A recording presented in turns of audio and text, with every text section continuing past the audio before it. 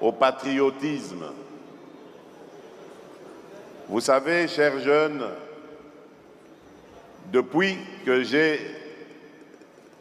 l'occasion de représenter mon pays, depuis que j'ai accédé à la magistrature suprême, je n'ai cessé de parler de patriotisme.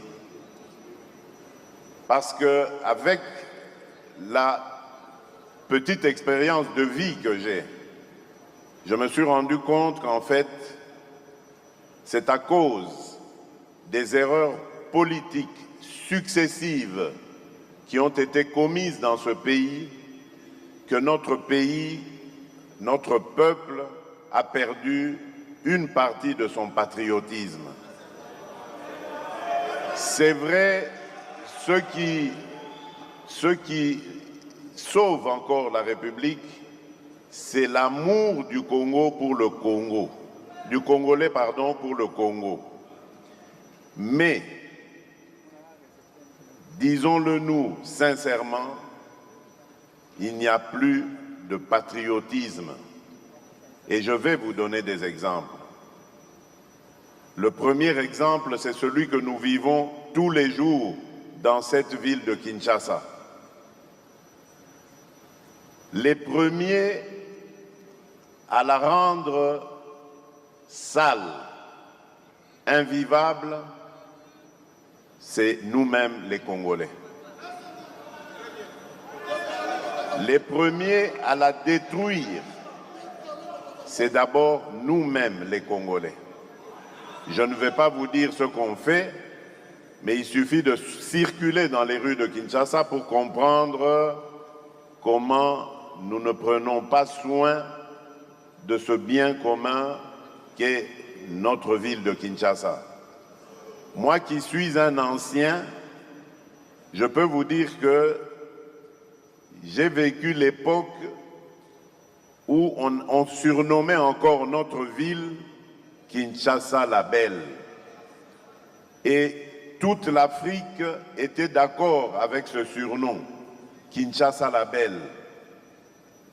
Cette ville attirait beaucoup d'étrangers. Autre exemple du manque de patriotisme, la corruption. Ce sont les Congolais eux-mêmes qui détruisent les efforts qui sont fournis pour rassembler, mobiliser davantage de recettes et construire ce pays. Vous trouverez la corruption dans tous les secteurs de la vie nationale. Or, la corruption est un cancer. Quand vous détournez de l'argent, par exemple, destiné à l'éducation des enfants, mais vous tuez l'avenir de ce pays. Quand vous détournez de l'argent destiné aux soins de santé des individus, mais vous mettez en péril tout un peuple qui peut, pour construire son pays, qui a besoin d'être en bonne santé. Et c'est ça, ce manque de patriotisme que nous avons. Et le dernier exemple que je donnerai, il y en a plein, vous les connaissez, vous les vivez tous les jours, c'est celui qui me tient en ce moment à cœur, celui de la sécurité de notre pays.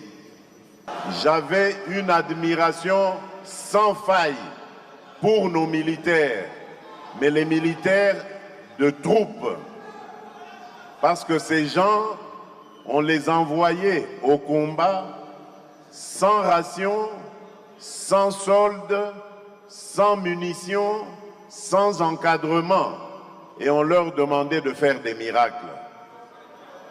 Et il leur est arrivé de faire des miracles.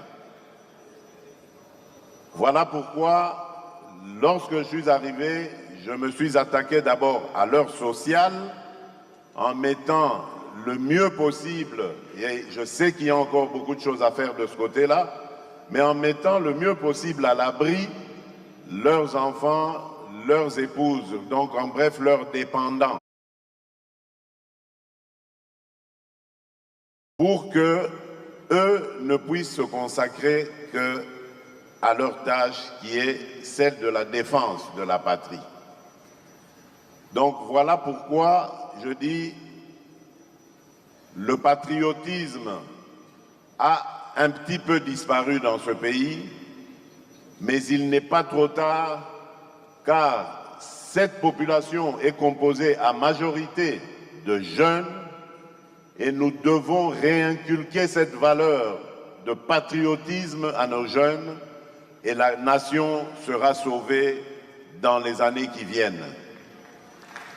Parce que je sais que grâce à la vigueur qui est en vous, la vivacité, le dynamisme, vous allez pouvoir défendre cette patrie. Mais pour défendre cette patrie, il faut aussi avoir le cerveau rempli